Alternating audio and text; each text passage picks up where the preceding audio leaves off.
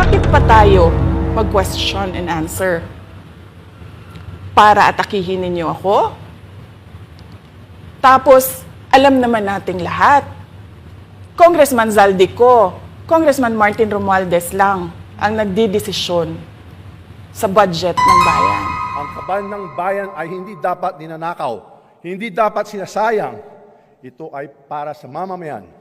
Bawat sentimo, bawat proyekto, bawat serbisyo. Sinasabing pa ni Kong Rillo na lahat ng kanyang request para sa pondo ay galing pa mismo sa unprogram funds at insertion na inaaprubahan ni Speaker.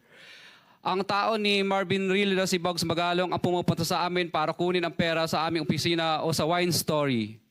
Si Kong Jojo ang naman lagi ring binabanggit sa lahat ng project sa kanya ay papondo ni Speaker at ni Zaldico.